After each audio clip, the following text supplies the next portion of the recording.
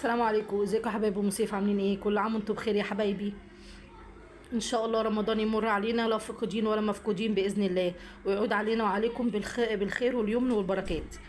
النهارده يا حبايب قلبي طبعا ما تنسونيش في لايك واشتراك بالله عليكم في قناتي، وتفعلوا الجرس عشان يوصلكم مني كل جديد.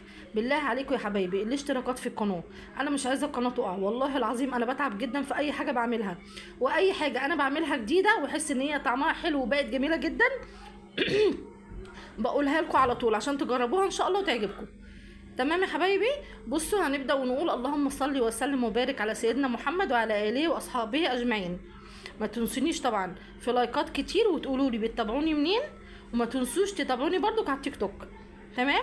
بصوا النهارده عملت مكرونه انسجام تحفه ملهاش حل، والله العظيم جميله جميله جميله، ان شاء الله هتجربوها وتعجبكم. بصوا انا عملتها وعجبتني جدا وعجبت ولادي جدا، فقلت طبعا اقولها لكم ان شاء الله تجربوها وتعجبكم. تمام. بصوا شكلها عامل ازاي، بسم الله ما شاء الله تحفه.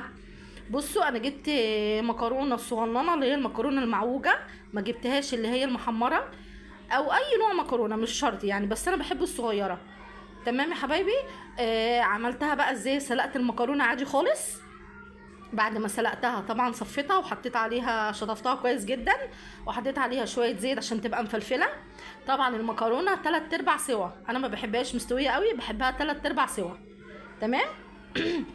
بعد كده جيت للصلصه، حطيت زيت في الحله وحطيت عليهم بصلايه كبيره مبشوره، بشرت بصلايه كبيره رحت محمراها.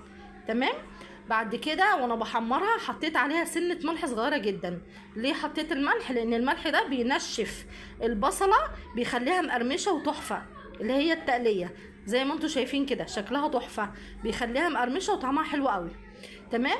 رحت محمراها، رحت شايلاها من الزيت، حطيتها في طبق لوحدها. بعد ما شلتها بنفس الزيت اللي انا حمرت فيه التقليه حطيت عليه معلقه صلصه، اللي هو كيس الصلصه ده اللي هي الصلصه اللي في البرطمانات، حطيت عليه يا دوبك معلقتين او معلقه الحدود دي. تمام. معلقه كبيره كده حلوه. قلبتها طبعا في الزيت بتاع عفوا بتاع التقليه، قلبتها فيه ورحت حاطه الطماطم، عملت شفشق طماطم.